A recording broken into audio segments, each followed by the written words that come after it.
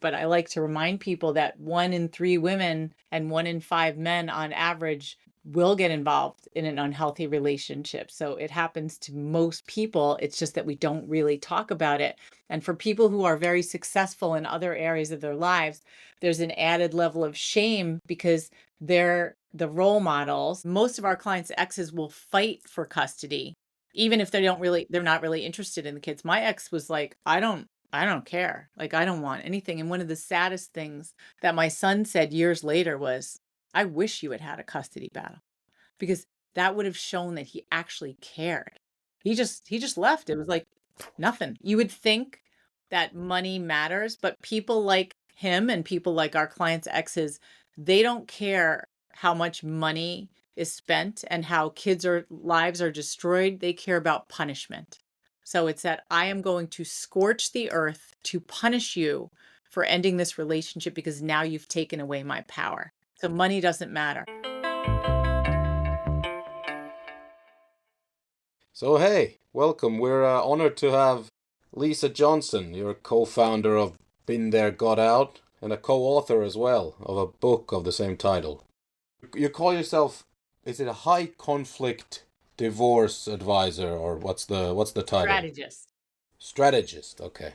Strategist is cooler. I agree. Yes. Yeah. So we had actually a guy on here earlier a couple of seasons ago who was a family mediator, and he dealt very much with, like, divorce is probably always very traumatic and awful, but deals with the cases where there's hope of building compromises and solutions for a family that work for everyone in the end, and especially the kids and stuff. And you're very much from the other end of the spectrum. Actually, no. So it's interesting, but we're part of something called the Amicable Divorce Network, which seems like an oxymoron because we only deal with high conflict cases. But the goal in Amicable Divorce Network is child-centered divorce and trying to meet other professionals that can help keep our clients out of court. So I love having our clients go to mediation. I mean, all of our clients, men and women, are dealing with domestic violence, and many of them are frightened of being in mediation with their exes. But we try, if possible, to get them to the point where they can be in the same room because there's so much power in being able to deal with a bully and to use leverage and psychology to influence that other person based on the knowledge that you gained in the relationship and post separation to figure out how to make them feel like everything's about them, that they're winning, that you're suffering, and that you can still hopefully get what you need for your kids and yourself and get out of there. But we want to keep our clients out of court. Okay. So just to explain how you got into this, where in the world are we? How old are you when you get married? And how does it all start? The initial blissful stage. When I was don't that? think there was ever a blissful stage. Like, I was actually never attracted to my ex-husband, which nobody can believe, but I wasn't. I was pretty young. I had been in Europe teaching English in post-communism Hungary. I was in my really early 20s. I had backpacked through Europe the year before by myself. That's actually what my first book was on. But I came back and thought, oh, like I had in my previous relationships, I'd gone out with a lot of like bad boy rock star artist types and thought, okay, I should probably start settling down and getting with a more not dating any more men children and find like a full-time job and grow up, even though I was like 22, 23. But Yeah. yeah, Good and luck then with my that. my yeah, my ex-husband was actually, so I'd come back from Europe and he was my landlord. So he was 7 years older and he seemed really nice. He was really nice. He rented a place to me and my boyfriend at the time who had gone to Europe with me for that last round.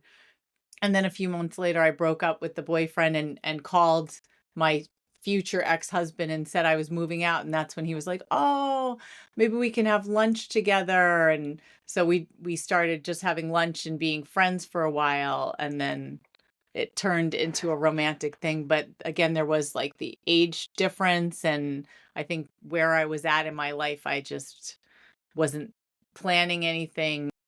I wasn't planning any kind of permanent thing. He was, and for a number of reasons, I sort of let myself be led into that relationship, and we ended up staying together for about 20 years.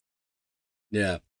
So you yourself though, you said you were backpacking and stuff. Did you ever, I'm not saying this is the reason why bad things may have happened or whatever, but did you ever like get your own education and career, or was it directly into marriage with this guy after Oh, no, backpacking no, and no. I went to college. Got my teaching okay. degree. I have my master's degree. I definitely did not go right into like the backpacking was a summer in or right after graduating college, and then I worked for a year in publishing, and then I moved back to Hungary. I moved to Europe and taught English in Hungary for another year. So no, it was definitely not like right out of high school into some kind of marriage thing. No, I had a Yeah. very, full life before I got married, even though I was still pretty young. I'm very Yeah. happy to hear that because I'm sure you meet them in your work now who are like, I feel the worst for people who get in this like pipeline where someone else is always in control of their opinions and money and life. And then they might see the light at like 45 or something and they've never had like a youth. So I'm happy that in your case there was a bit of Yeah. No, life I mean, a before the lot of bad. our clients have had very, exciting, fulfilling lives. Many of them are extremely successful in their careers. Many of them, it's not their first relationship.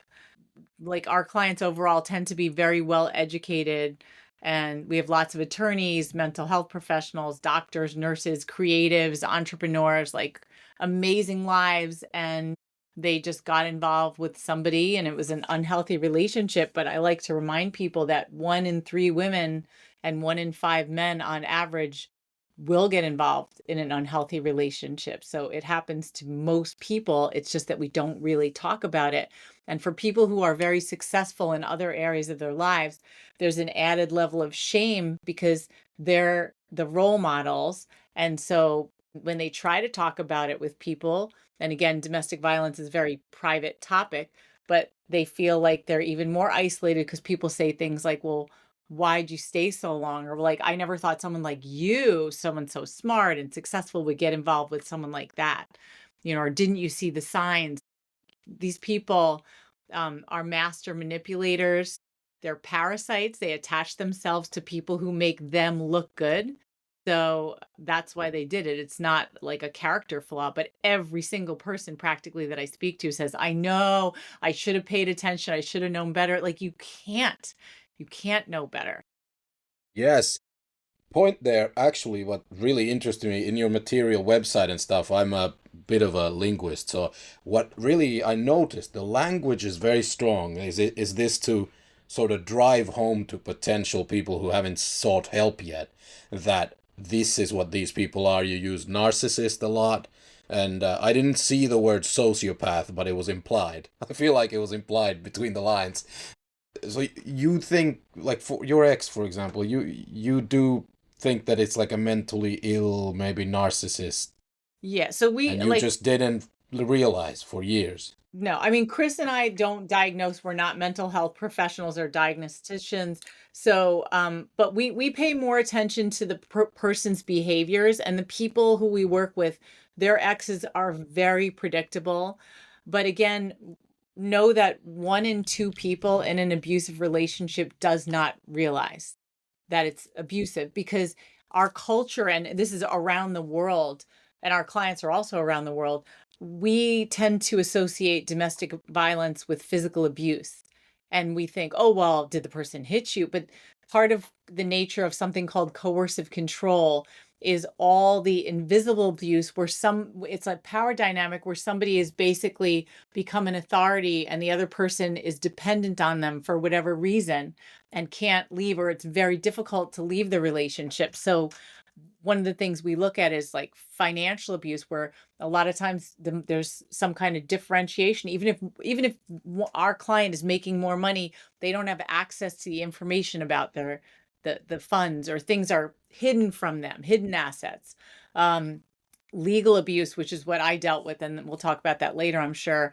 verbal abuse, psychological, sexual abuse, stalking, isolation. There's something called revenge porn. Chris and I went to Barbados a few years ago where we trained attorneys and domestic violence advocates. Revenge porn was rampant there. That's where when somebody tries to leave a relationship, their partner threatens to publish sexual pictures of them, which not only ruins their reputation, but their whole family is affected. So all of these methods that people use, digital abuse, cyber stalking, like this is part of the bigger picture when it comes to what domestic violence really looks like that most people don't understand. And that's why it's really important to talk about it and to educate people, because again, most people don't know what they're dealing with. Yeah. None of my listeners will believe me, by the way, but I actually didn't know what that term revenge porn meant before you just explained it to me. I thought it I was like didn't a know what it meant category, either. I thought it was just a fetish, like a category on No. Pornhub or whatever. No, no, it's actually illegal in a number of places. And it's Hmm. very hard because once those images are out, and now there's all kinds of stuff with AI that people play games with. It's some sites make it very hard to take down. Like families are really affected. People lose their jobs. It's awful. Yeah. Whew. This is heavy stuff. I stayed away from this kind of topics because I thought I'd be very bad at it because I'd be feel like a hypocrite. Because any partner of mine, past or present, would know that I'm a very flawed person and like it would be so hypocritical of me to do like a relationship thing. Because it's not like I'm good at maintaining one. Everybody's flawed. Everybody's flawed though. Yeah, but the stuff you're talking about is like really bad, and like I hope I'm 100% certain, but I just hope that in my life it's never been where I would use these words like coercive control. This is stuff that I associate, it reminds me of cult leaders, right? They take you like Exactly. passport away, they run your money, then eventually gets into sexual abuse and like it sounds like you're in a relationship with it's like a cult.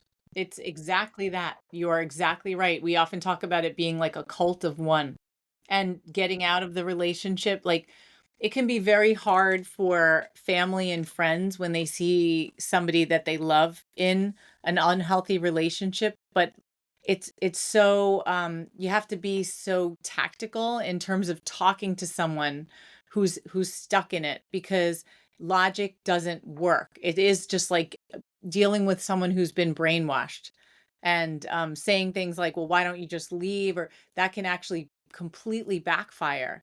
Because if you're telling someone your partner's unhealthy, I'm really worried about you, remember, they're really entwined together. So then they tell their partner, the unhealthy person, who says, oh, well, they're just trying to split us up. And, they use all their techniques about I love you and intermittent reinforcement and stuff. So then they'll say, I don't trust your mother who's saying this about me. And then they'll cut you off from that source of what could have been emotional support. So, I mean, it's a really in-depth topic, but people sometimes make mistakes when they want to save someone who's in one of these relationships. Yeah. Speaking of noticing, so back to you a little bit. What are the signs? Like how do you know? You went into it, there are kids, right? A few years in. This is taking you a long time to arrive at a realization that something's wrong. What are the signs? Did you in your gut, did you always know that there was something wrong with your ex? Or was it like some kind of shock discovery of cheating text messages or something? So it's a great question, and it's different for different people's cases. But in my situation, I didn't realize exactly what was going on. I always knew that something felt kind of off, but my ex would say lines like relationships are hard, which in a way it's a perfect grooming tactic because when someone says relationships are hard, that's true. So every single time that something comes up, you're like, well, this is probably what marriage is, because relationships are hard. So this is normal. So it's very hard when you're in that kind of silo to think that there's something really wrong. And again, most of this kinds of abuse is insidious and it happens over time. It's not like someone shows how awful they are in the beginning. There's cycles. of relationships where it's like the love bombing and the idealization where everything's amazing, and then they start devaluing you. But in my own case, it was, I think, part of a combination of factors, but like I said, I had just come back from backpacking. I had been used to doing a lot of things on my own. I thought, it was time to mature and be with someone who was older. And when I met my ex, he was a little bit older, he was successful, he was super smart, he loved to read. I had been in a town where like literally 6 people spoke English.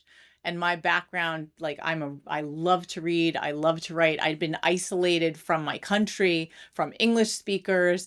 And so he was one of the first people I met that I thought, oh, it's such a pleasure to talk about books with someone and to be like back in this country again. And, it was almost like culture shock coming back. And he was, like I said, he was successful.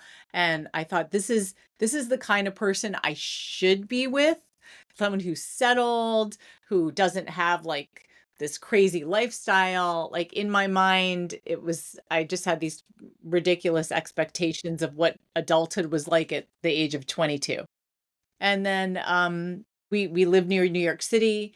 Part of the attraction to him was that he liked to go to all kinds of interesting restaurants. I loved trying different things. We'd go to concerts, we'd go to shows. Like he mirrored the things that I valued. And he made it seem like he and I believed this, we both found the same things important. We started traveling together, and I was just like, this is Do you think that was a exactly. technique? Yeah, Do you think but that I was didn't real? realize it at the time. I just was like, this is, and I thought we were taking it kind of slow. So I was like, this is really nice. But again, I wasn't attracted to him.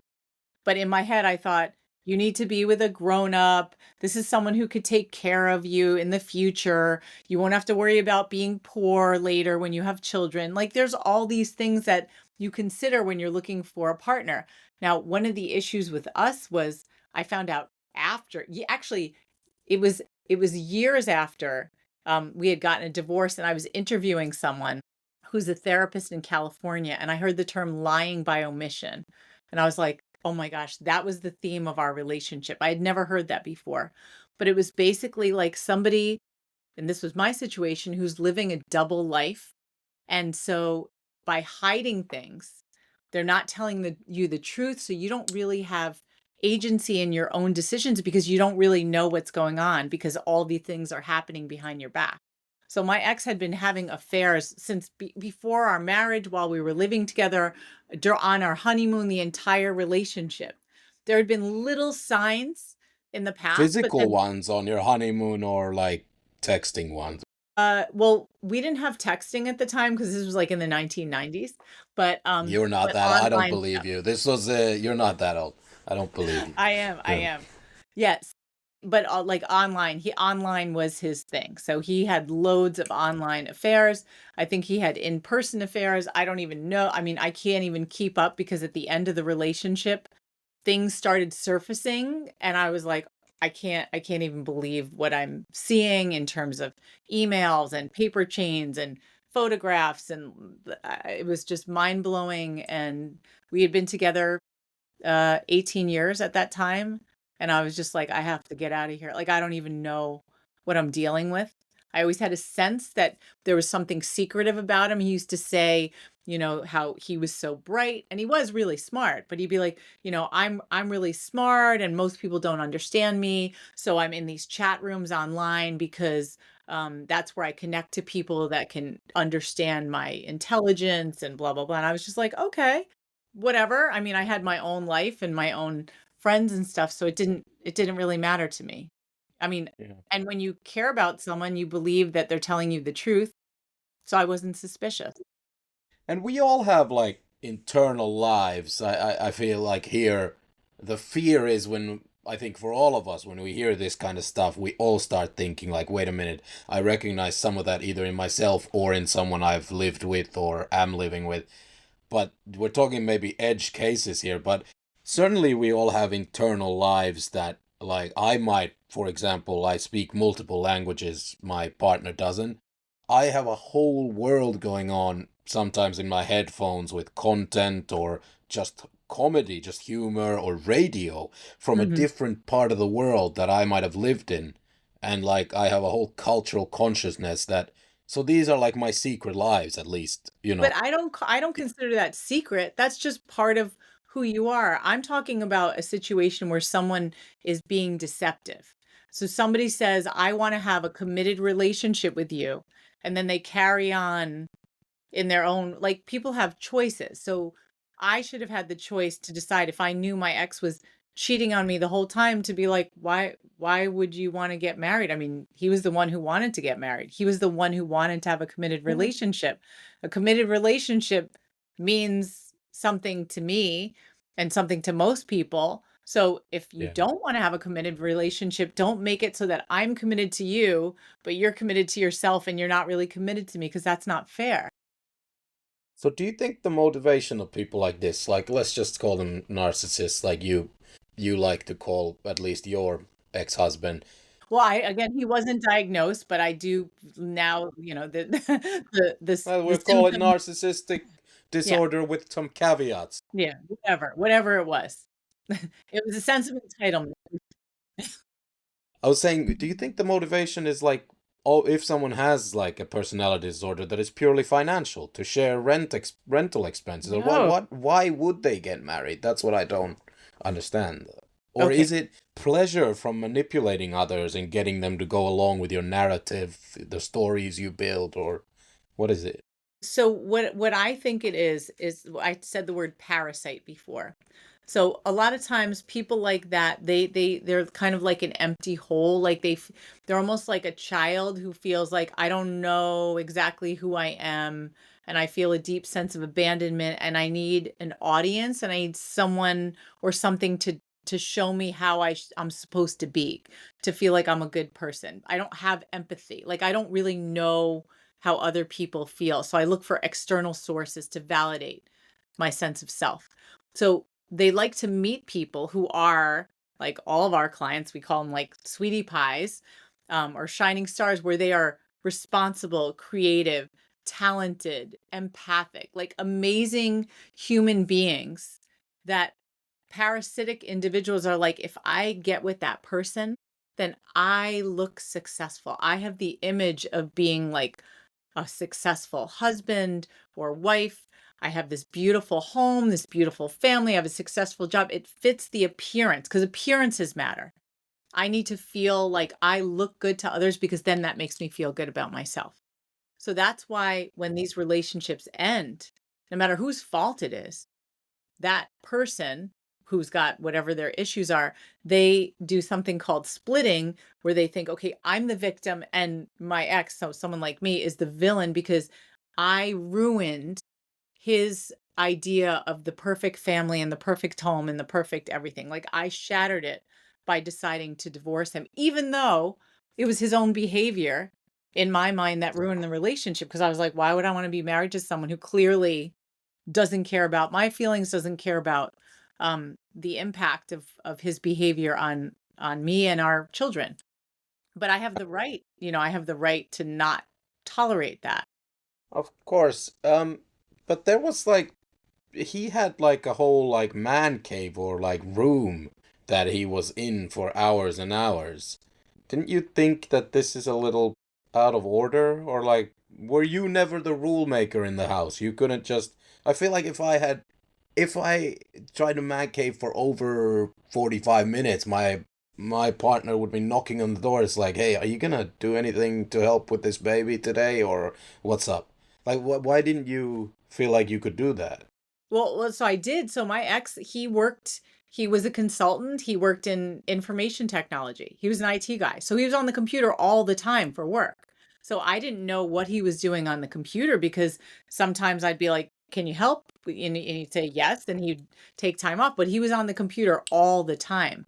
So it was unmonitored. And I wasn't the kind of person who would like be suspicious or check on him because I just trusted he was working when he said he was. He arranged his schedule where he would work when our first son was really little, he'd work a 4-day work week. He'd leave like really early in the morning and go to work. It's only later during our divorce that I found out he had been claiming he was going to work, and he wasn't going to work. He was going to hotels and wherever else with his affair. So how would I know if that had been his schedule? Like, I didn't monitor his behavior. Yeah. As in healthy relationships, we don't really monitor each other's calendars and stuff, I guess. Right. If you are in a relationship with someone and you love each other, I imagine you trust each other. Well, depending on what, like you wouldn't trust them to like repair the oven though, Jesus. Well, n I don't I think the trust, maybe there's a language thing that's different than the Yeah, I system. know. I'm just kidding, yeah.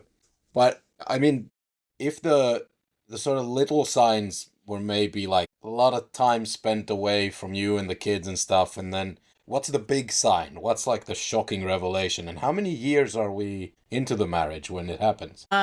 So let's see. So there were signs along the way. There was a sign at the beginning, right after we got married, that there was something going on, and then there was therapy, and I thought it was fixed.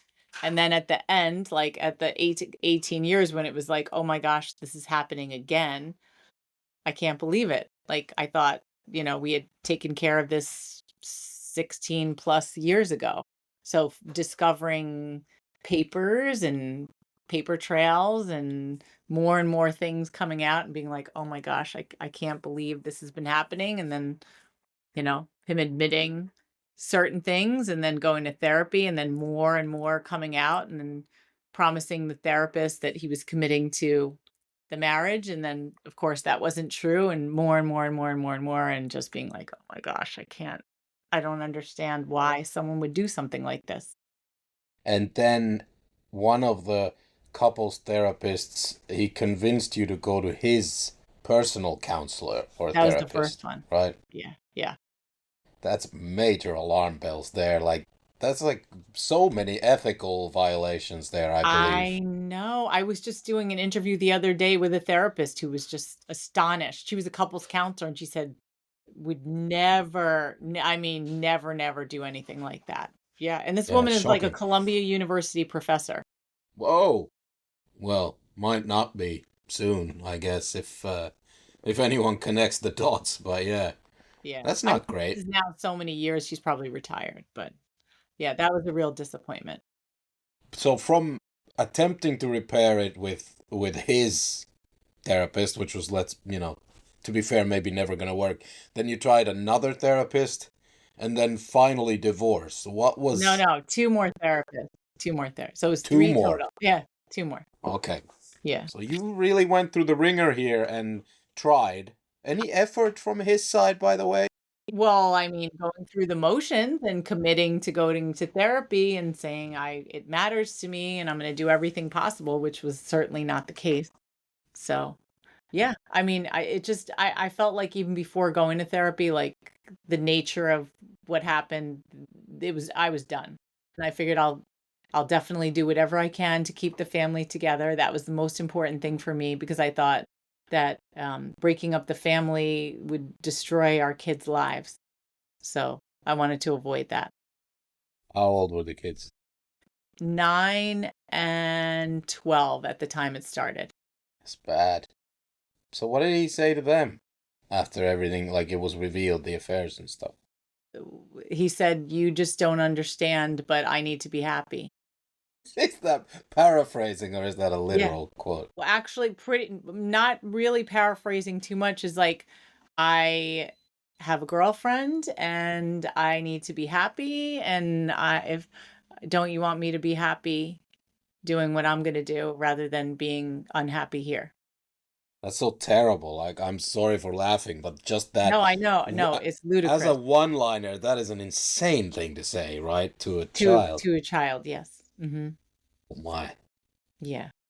I mean, at this point, like, so are you getting lawyers now already? If anyone said that to my kid, I'd be like, whoa, like, I would hmm immediately check whether some kind of laws are being broken here in the well-being of the child or something. Yeah. I just was like, I need to get them therapists. And then he just kind of disappeared for a while and didn't respond to them and just went and was doing his thing. So, yeah. So, yeah, I guess statistically there are people in all of our lives. Makes it so creepy that it must be that out of all the couples, there's a statistical likelihood that in one of them something like this is going on, right? In the background. Yeah, but these are extreme cases. Like my situation and like that of our clients is a very small percentage. That's why talking about it to the rest of the world, people are like, I can't believe that someone would do that. And people don't want to believe bad things, right? I think what you're saying is at the same time fascinating, and it's like you're skirting between, like, if we go in the content game, internet speak, kids speak, you're like skirting between sort of true crime where people are interested in psychopaths and narcissists, but also relationship stuff, love, sex, all that. But I think this is fascinating, but it's also really painful to hear. I don't think we like hearing things like that. And then we always like fear that it, like, oh my God, what if it's my partner or my Exactly. sister's partner or whatever. Right. Like it can't be true because if it's happening to this person, then it's real. And what if it happens to me? So I can't accept that. Was he a decent father? Um, I mean, I thought he was. He was physically present a lot, but looking back and especially talking to one of my kids, they seem to feel that he actually wasn't very available. He was just kind of there. And they pointed out to me he was always in his office. He was always like doing other things. Never once took the kids to school. Like I would say, and we lived in a neighborhood, so I'd walk the kids to school or be like, "Could you drive it?" No, I got to go to work. Even though he was a consultant, he could make his own hours, but not a single time ever taking them to school. My son has a black belt in taekwondo. His teacher was like, "Let's do things with families. Like, how about we get the whole family to take taekwondo together?" So my daughter and I did taekwondo. My ex like refused, wouldn't do anything like that. He participated in thing like he was we'd have meals together with his father every weekend, like the extended family. But in terms of emotional closeness with the kids, I guess that was not really there ever, which is weird because I mean, they were still really young, but um, I was really shocked at, what happened afterward because he basically just walked out of their lives. I don't know what the circumstances would even be if I would even consider walking out on my kid, for Well, example. that's because you hopefully don't have a personality disorder. Oh, I definitely do. Multiple. No, you don't. Multiple. I don't And think not multiple personality disorder, just multiple personality disorders. It's grammatically different. One S different, but it's a whole world of difference. Yeah.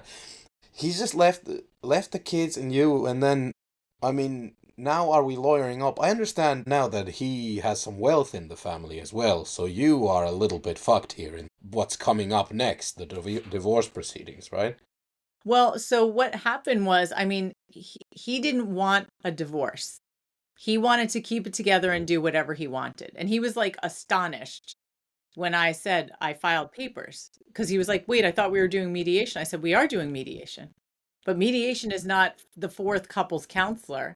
Like we're done. I mean, it took 2 years from the time I discovered all the stuff till filing those papers. So I really that was we did the therapy and I started seeing a trauma therapist. I didn't know what I was dealing with and I did a lot of work and really tried to prevent it from happening, but when I made the decision, it was like we're moving forward with it. So we did mediation for a while. I found an attorney, but we tried to keep it outside of court. And I did get a parenting plan done outside of court, but he wasn't interested in keeping the kids. He moved out and he moved in with his father. Um, and there was no room for the kids. He never once considered getting an apartment with rooms for the kids. Like it was always like, you're going to keep the kids and I'll just come and cook and visit when I want. And then I'll go do like live my life kind of thing. So that's different than a lot of our clients because most of our clients' exes will fight for custody even if they're not really interested in the kids. My ex was like, I don't care. Like I don't want anything. And one of the saddest things that my son said years later was, I wish you had had a custody battle because that would have shown that he actually cared. He just left. It was like nothing, you know. I mean, but I know we're jumping all over the place, but this is bringing up so many questions. I By know. the way, any worries that any of this is genetic? Because this is on a very extreme level. Yeah. So I have a boy and a girl. My son was very worried because and my son in some ways can be like kind of self-centered, but my son was like, what if that's me? What if that's me? And both kids have had therapy and stuff, and my son and I we butt heads on the way we feel, but we still, love each other and care for each other. But I don't think that the genetic thing has been an issue. And I think people that are worried about being like that and go to therapy, there's definitely hope for, because a true, let's say, narcissist or sociopath, they don't think anything's wrong. Like my ex doesn't think anything's wrong with him. He thinks his behavior is perfectly fine. He thinks everyone else is the problem. So, and my daughter definitely not, she's like a total overthinker, like hyper empath. So I'm Good. not, I just suppose if everything's like a combination of nature versus nurture, so when there was genetic exposure to something like this, plus then part of the nurture, which is the father, just leaves, then it could trigger like whatever was genetically there. I suppose all our medical correspondents can write in of how wrong I am yeah, about yeah, that. But they can say. Yeah, it hasn't been an issue. It hasn't been an issue. okay, good. Yeah. Yeah. Mediation, we try that, doesn't work. Well, it worked. I got a wonderful parenting plan, so we worked that out. My lawyer was decided to stay in the background. He was more of a consultant. We did this very tactically because he said, your ex doesn't have a lawyer at this moment. Let's see what we can get done as much as possible. I don't want to participate in the mediation. It's just going to inflame him. So let's just you go in. You know him better than anyone. And so we did a number of series of mediations together. And it was just the two of us and a mediator. And like I said, my lawyer was very proud of me because he's like, you just saved at least, and this was years ago, he's like, you saved well over $10,000 by getting this parenting plan done yourself. And then it was up to just the financial stuff. So we stayed out of court for a while. But then, of course, with the financial stuff, my ex, it's the line I always use that our clients exes say is, what's mine is mine and what's yours is mine too. So he felt entitled to all of the money and the assets. And it was like, oh, I always made more money than you and I have real estate and blah, blah, blah. And we did keep it out of court. We did have a couple of things in court, like setting us a certain support amount that the judge had ordered. And in my state, from the moment you file, you have a year to try to work things out yourself. And then they set a trial date. So we settled 2 weeks before that year deadline, and it was painful. But in the few months leading up to it, that's where all the money started flying out the door, because he fired his first attorney who was working very nicely with my attorney to get it done. And then he hired this woman who was awful, and there was all kinds of like fruitless negotiation. And my lawyer, I remember him calling me. I was going to a funeral, and he goes, I'm so sorry. I know you're already dealing with stuff, but your chances of trial just went up by 80% because the person he hired is like the one person who is impossible to work with. And he was right. And so the divorce cost $100,000 it took a year, and then we finished. And then it was like part two of my 10 years in court, because I went back and spent 7.5 years battling him while representing myself and saving at least $1 million. So that was good, but that was rough too, of course. Okay, well, first of all, that's the next crazy part of your story. Right. All right. Uh, represent yourself. One second before then. So this lawyer that he then went to, is that the type that the plan was to be? That's where the phrasing high conflict divorce comes in now, right? Was their strategy as a lawyer was to create high conflict, go to court, and get you to somehow lose and have to pay all of his expenses? Because what else would be the motivation for that lawyer to make it so high conflict when it was working okay before then? Because then she kept getting paid.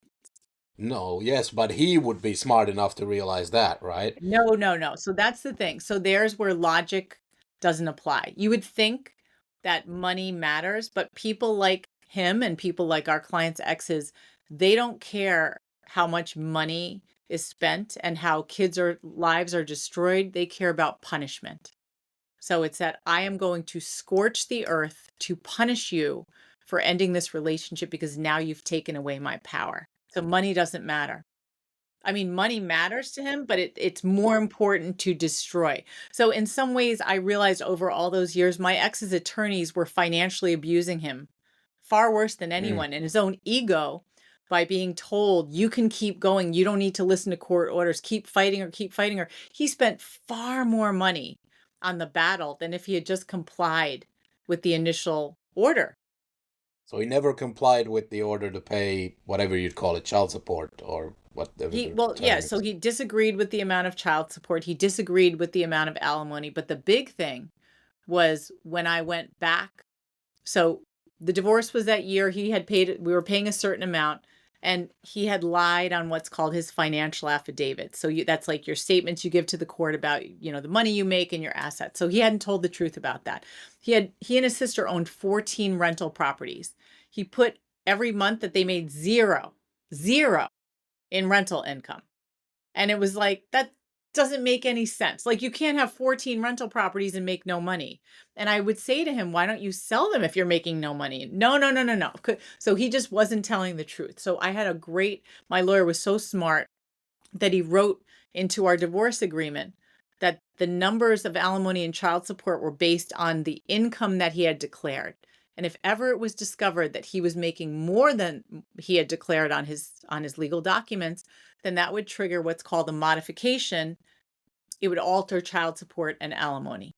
So by doing that, when I had the energy and strength to go back to court, I filed for a modification as well as something called an educational support order because we had two kids that were going to college. And that I won that. That took a year to win that, but I got it where the court recognized like he hadn't been telling the truth. I was able to prove it, and his alimony and child support went way up, and it backdated towards the date of the divorce agreement because he was found to have been not telling the truth. So he didn't like that. So that became the basis of everything in all his appeals and everything in court. It was like he didn't like being exposed. And that carried on for years and years and years. And, he still kept losing, but he still kept paying. He hired a criminal defense attorney. We moved part of the case to New York to try to enforce it. I mean, it just went on and on and on. Then he and his criminal defense attorney, on the day they forced him to finally pay the stuff from Connecticut for part of the case, they were like, okay, we're going to sue you for $4 million in defamation.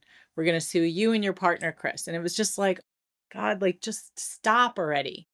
So this is what legal abuse means. It's when one person basically uses the legal system to try to wear the other person down and bleed them dry financially. So that's what was happening. Because he didn't have the day-to-day access to me, he had just money in the courts. Kids too, but the kids didn't fall for it because of his own behavior. So he just had money in the courts, and that's what he used to keep this going for 10 years. So this legal abuse, this is totally new. Is this like a recognized thing, or have you come up with this phrasing, or does it happen a lot? No, it happens a lot. So I'm trying to remember. I did an interview years ago with this nonprofit called DV Leap, but I believe either they said it or it was in statistics from Washington State, like a judge's manual from 2015 that said approximately at that time 60,000 people in America are suffering from legal abuse, which is also known as litigation abuse, judicial terrorism, paper abuse because of all the Wow. papers filed. But my favorite term is stalking through the court because they basically keep stalking you through the legal system, and it's just awful. And so that's what I specialize in. Chris and I specialize in legal abuse.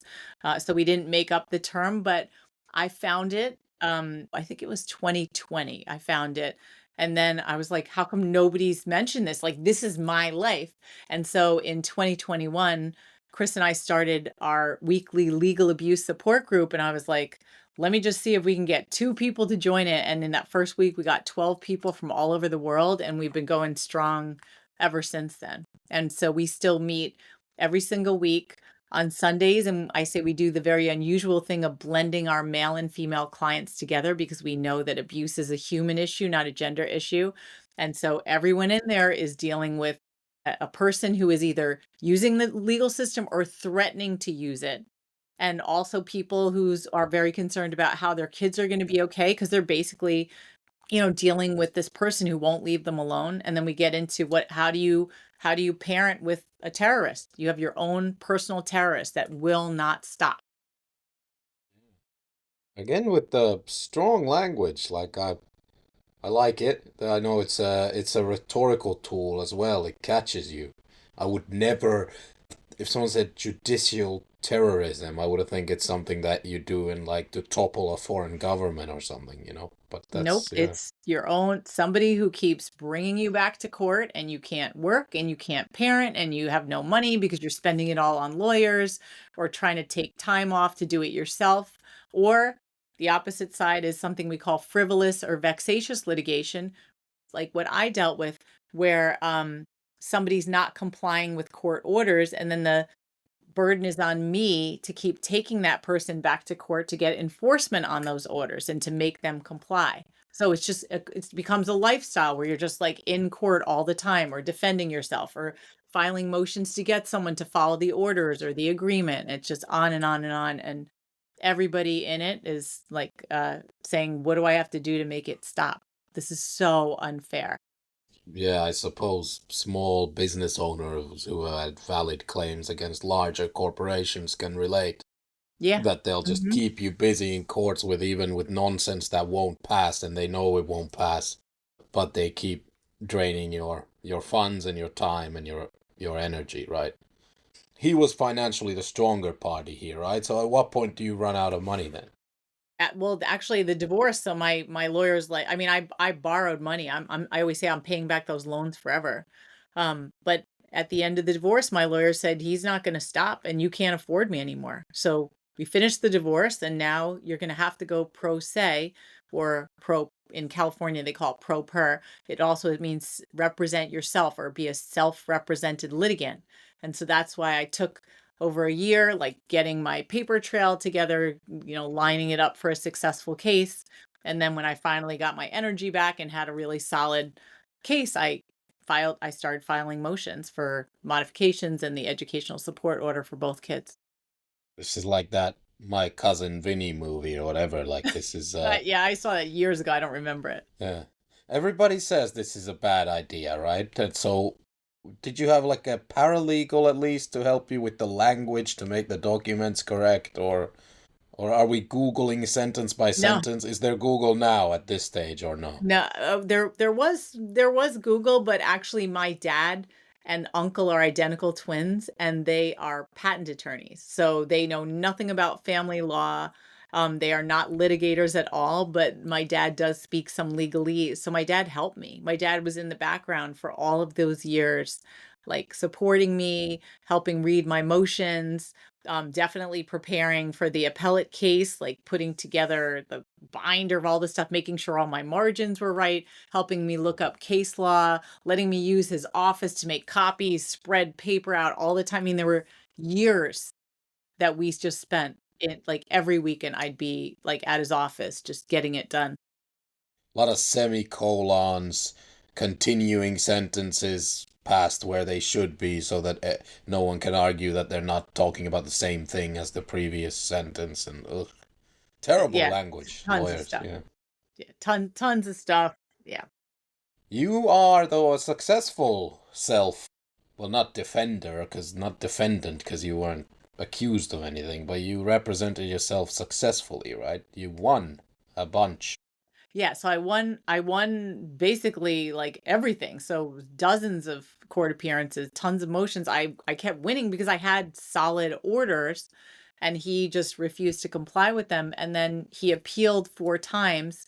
And so I went to the appellate court level, the high court level where there's a panel of 3 judges to argue before and I was told by a retired judge, appellate court judge, you really should get a lawyer for this. And I was like, I'm not doing it because I'm not going to spend $15,000 to have someone speak for me for 20 minutes when I've already been winning and I have this support in the background.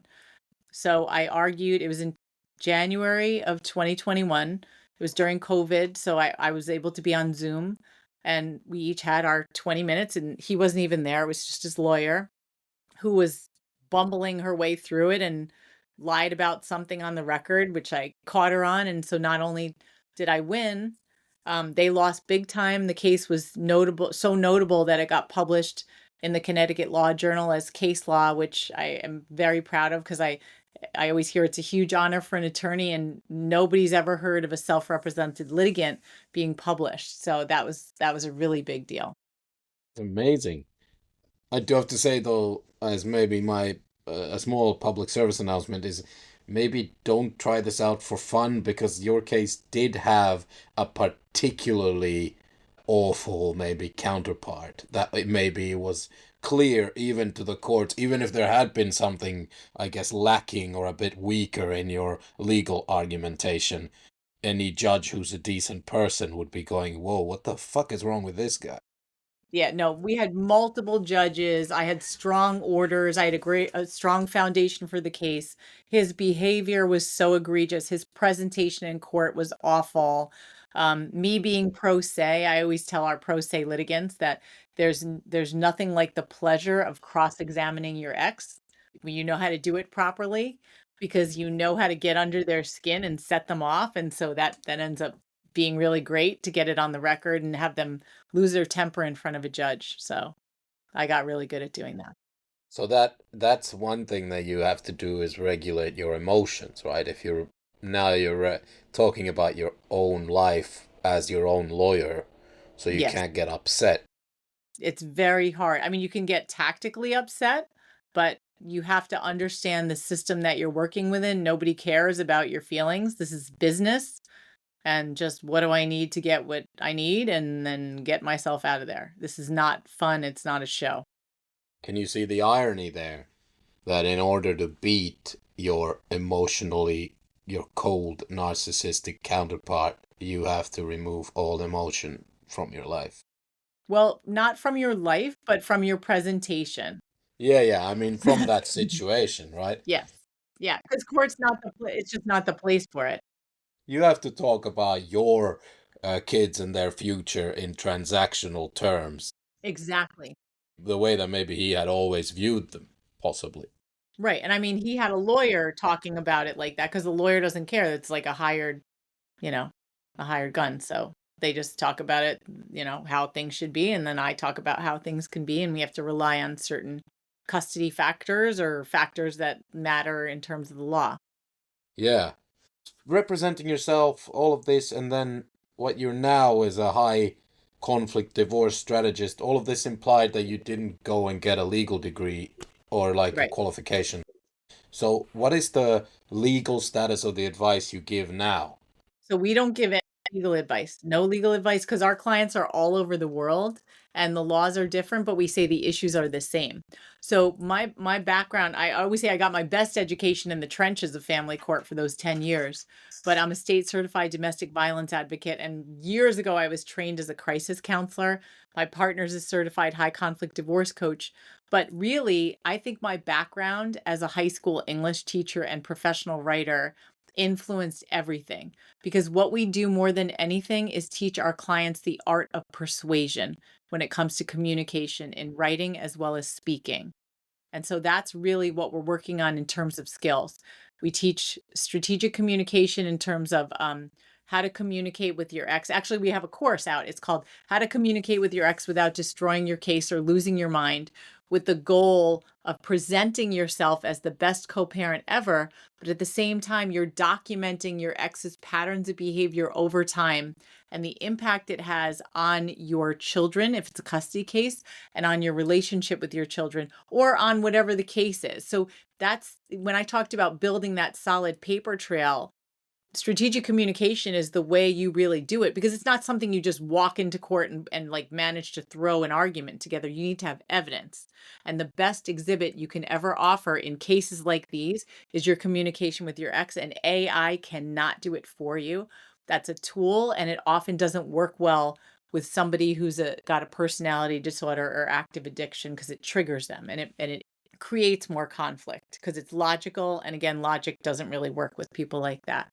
So Yeah. teaching strategic communication, building targeted documentation, how to present properly to a custody evaluator, how to operate properly in mediation, negotiating with someone like that versus a normal person who's coming in thinking about doing what's fair and best for the kids, because people like our exes don't care about that. How to represent yourself properly. Our current book that's coming out in a few months is called When Your Ex Turns the Kids Against You, and it deals with how to deal with parental alienation, both in the court system legally and outside of court, more importantly. So we're doing a whole course on that because that's a big pain point in our community. What else? Taking strategic oversight of your case, like running your case like a business, like all of those things are skills that people can learn and have nothing to do with legal advice. So that's what we do. Okay, that makes sense. So there's lots that people come to you for that lawyers don't necessarily offer, and there's no like, it's not either or. You're not telling people not to get a lawyer if they can. No, we want them to get a lawyer for the divorce specifically, because a lawyer is the professional. And we always say, whatever stage you're at, you need some kind of legal advice in the background. Because, like you said, Danny, knowing how to do the procedural things properly, using the right language, the right formats. If you don't do that right, your case could get thrown out. So you need to make sure you're doing everything right.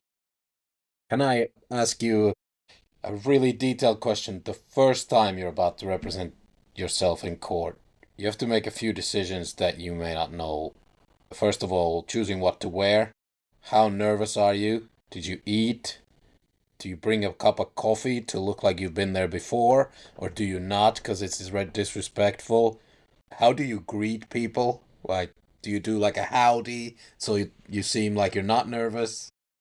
Okay, so I wrote down what you said. So what do you wear? So, we interview attorneys all the time on how to properly behave in court and what to expect. So, one of the best pieces of advice I got from an attorney friend of mine, she said, you're not a lawyer when you're pro se, so don't try and look like a lawyer. She said, wear your hair down, put your glasses on, dress like a mom, wear pink or neutral colors. Like, don't wear like power colors like red or black or navy, because you can't compete. So just be who you are. Okay. In terms of being nervous, everyone is nervous. I'm nervous every time I even open up a document from court. So that's normal. So we often tell people that nervousness and anxiety comes through your hands. So you need to have something to do with your hands to keep them busy. And there's all kinds of like neurobiological things you can do with temperature, things to fidget with, that just keep your hands busy while you're in court, but you need to have something to do with your hands. And there's all kinds of things with like tapping and temperature, like putting cold things on your wrist. In our court, you asked about what do you eat or drink? Like, we're not allowed to bring anything into court, and definitely not into a courtroom. They make you throw it out at the door. But if you were able to do it, a lot of times if you could drink like ice water, have something really, really cold, because when your brain is freaking out and you have something really cold, it like kind of shocks your system. So if you can do something with cold, ice cold, that will help you focus a little bit better. And that I interviewed a woman from Canada who worked in the legal system but was also a mental health professional, and she said that they would put together little kits that included protein bars because people need like a protein boost before they go into court.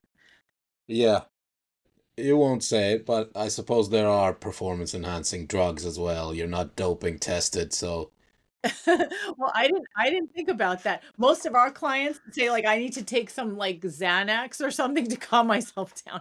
I didn't do that. I wouldn't recommend it because you need to make sure you're clear thinking. Court, for me, as a pro se, very, very fast. You have to learn to think on your feet. You have to learn to pivot very quickly. So, you really can't be impaired while you're in court. I think you do better when you're clear. totally unrelated ad break. This episode is brought to you by Ritalin. I might cut that out, I might not, Let them come at me, I don't care. I'll represent myself. How's about that? Yeah, that's good. Okay, cool. Can I just check about the contact with the kids? What about now? Is your ex in touch with your kids now, or is he allowed to be? He's allowed to be. He had one restraining order against him for a few months years ago. So it's very limited. I mean, he's never had any restrictions otherwise. Our kids were deeply affected by his abandoning them. They were both pretty angry for quite a while. They had made attempts to reach out to him. He didn't seem interested for a very long time. Both of them are in touch with him, but I mean, I don't ask, that's their relationship with their father. I don't think they see each other often. I think one of our kids doesn't see him at all. But they just text very rarely, occasionally. But that's, I feel like you reap what you sow. Like nobody has prevented you from ever having a relationship with the kids, but if you have not made the effort, and if show them that you don't really care about them, they're going to remember that. So he's got to deal with those relationships with the kids, and I think it's really unfortunate because I don't think he understands. Somebody who lacks empathy doesn't really understand what it feels like to be the child in a situation like this.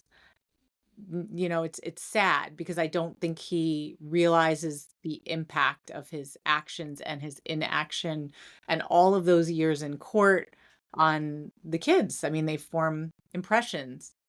So, Mm. yeah. But yeah, I was thinking like, my son does this cute thing where his lip like quivers when he's upset about something. It could be Uh-huh. something small, like his fire truck rolled under the table. Mhm. And I mean, he could go get it, or he could make that quivering face. He Mhm. opts for the latter sometimes. I had this like thought that one day he's gonna make that face because someone said something that upset him. And just that thought made me almost cry. So, someone who doesn't have that kind of empathy that they can't put themselves in a child's shoes, then, like, I don't know, I just find it so hard to believe that it could happen to any of us, but that you were like such an intelligent and nice person and you ended up in a relationship and with making a family with a person like that. Like, they can be so good at hiding it. That's so crazy to me. Oh, the world is full of people like that. Like we have hundreds of clients all over, and all of them are also wonderful, amazing people who all ended up in those relationships. Remember those statistics, 1 in 3 women and 1 in 5 men on average. That's nuts. But okay, but those figures are not like this scale of madness that you went through. Like, where that's like any Right. kind of Right. Like unhealthy relationship. Yeah. okay. Makes me feel a little bit better, but not great. Don't feel great about it, overall. Tough. All right. I have some questions from Sylvia. This one, what are the little things you noticed in yourself or in other women you know? What do they appreciate the most when they're freed from this situation? Like, what might women take for granted who are lucky enough to be in non controlling or abusive relationships?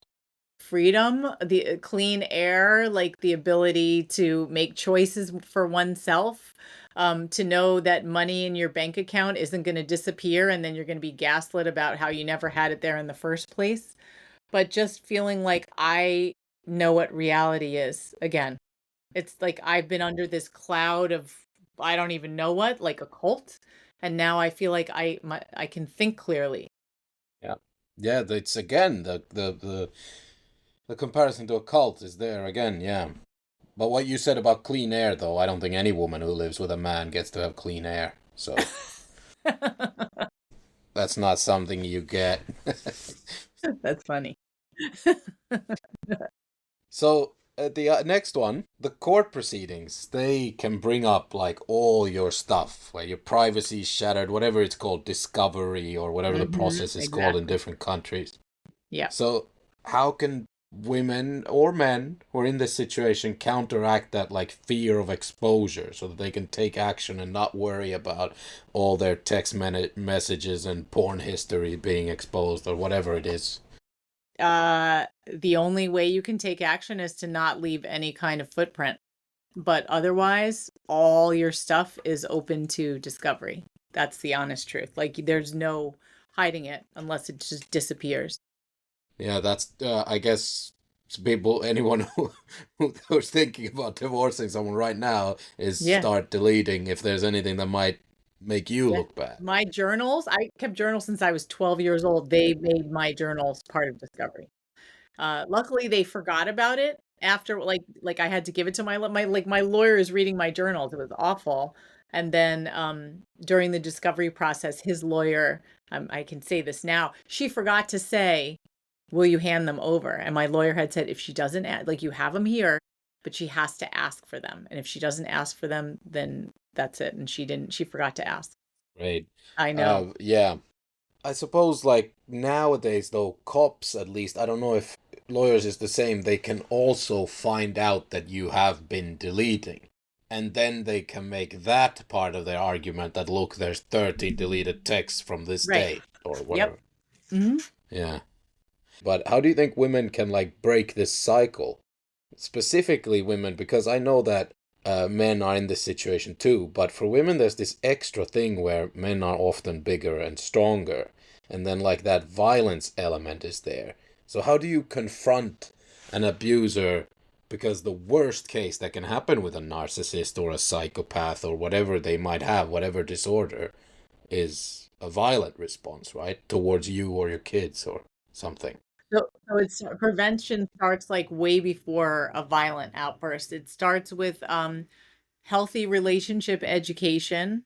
It doesn't even have to be about about like romantic partners, but about teaching kids in general about what healthy looks like, because we have all of these unhealthy models through the media about what you shouldn't do, or romanticizing really unhealthy behavior because we're looking at celebrity culture. So teaching kids critical thinking skills is really, really important. In general, like if you're not a kid and you're dating, making sure things are slowed down, like no rushing into relationships, no rushing into moving in together, getting married, because a lot of unhealthy people want to trap you. They want to get you pretty quickly into something, and then it becomes harder to leave. So if you just take your time and be like, I'm not ready yet, I'm not ready yet, like you being clear about those boundaries, I think is very, very helpful. So, and of course, like all these are huge topics, but then the violence stuff, I mean, at that point, contact your local domestic violence center and start making two exit plans. Just like if you were having a baby, one is for the emergency, I have to leave quick, and the other is I'm leaving, I'm going to slowly gather my information over time and be really careful. And yeah, so the first step when you realize you're in like a toxic relationship is to start gathering evidence, you think? That's number one. Well, first step before you do that, contact a local domestic violence center, because there's ways to do it that you want to be extremely careful, and you want to, we say, hold your cards close to your chest. You don't announce, "Oh, I'm divorcing you," like that. No. That's really bad. So that's why I said it took me 2 years to really plan my exit properly. Not that it should take everyone that long, but you have to be careful. You have to be really strategic. Yeah. And it's easier if you see the signs early before there are kids and even maybe even a marriage. Like if you, People aren't going to be paying attention early. A lot of things don't happen till the wedding night or after the kid is born. So it's so subtle. That's why like healthy relationship education is really important. yeah, like all that's they say that your hair stand up when there's something off about someone and everyone has this like spidey sense, No, that's just not true. radar. That's No, not true, right? nope. Wild. So you've seen this system quite a few times going to court. What is it? What would you say, 100 times or something? Yeah, that probably at least, yeah, at this point. Mm. So what would you fix in the family court system? I mean, this is in your country or in your state, but I suppose some of it In is general, universal. enforcement. The problem, and a lot of attorneys feel the same way, is there's a court order that doesn't have clear enforcement language with deadlines, consequences, sanctions, penalties. We already know people like our exes aren't going to comply. Why should it be on the victim to keep going back again and again to get those orders enforced? Like, why do I have to beg for something that I already have on paper? Justice should be swift and harsh with someone that doesn't comply, because when things are allowed to what's called languish on the vine and someone keeps delaying, you're basically emboldening people to keep taking advantage of people and of the system. So Enforcement, enforcement, enforcement. That's So the number one thing. freezing accounts. I Yeah, mean, like do we're something. able to freeze accounts of Russian oligarchs thousands of miles away. Like, can't we freeze the accounts of someone who Yeah, like doesn't pay make what the some court has ordered? action. Make it painful for someone to disobey the law. Make them have to comply. Make it uncomfortable for when they violate. But it's tough because there's also always an appeals process, and you can always say, "Oh, it's in being appealed," and That's we're okay. currently formulating an appeal, so you can't That freeze my so accounts until. so in a lot of that depends on the situation, but in a lot of situations here, at least in my state, when someone's appealing, they still have to follow the law, and only if they win the appeal, then it's not like we wait for justice. It's that justice is served, and if you end up being able to take it back, then that's another story, but not like you're excused because you appeal. No, you're not excused. Yeah. Okay. Whew. Amazing story.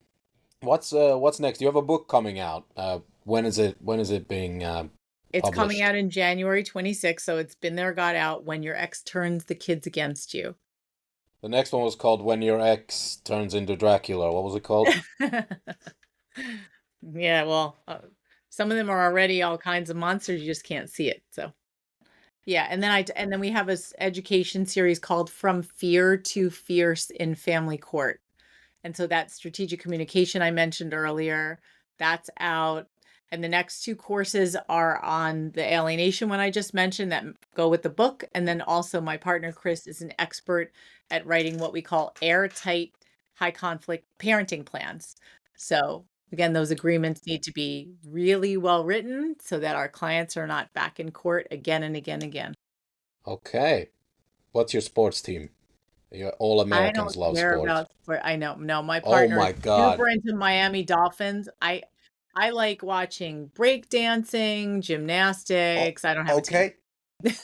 We got that. Breakdancing. Did you see Yeah, I that don't know about teams. Australian? It's just like if I see it, I'm like, wow. I like street performers. You saw the Australian lady at the Olympics though. No, I didn't even watch the Olympics. I'm too busy. I don't even watch Okay, anything. fair enough. Yeah, No, yeah. that's a shame because we've been forcing all our American guests to do Super Bowl picks and stuff and putting them on the spot. But you got away with it. That's fine. Yes. Thank I'm you. happy about it. And how can people find BeenThereGotOut.com is it, the website? Yep. Yeah. And we're on social media, Been There, Got Out. Instagram's our home base. Books are Been There, Got Out, and we've got a podcast and a YouTube channel. Just Google Been There, Got Out. It's just Chris and I. We always answer. It's very easy.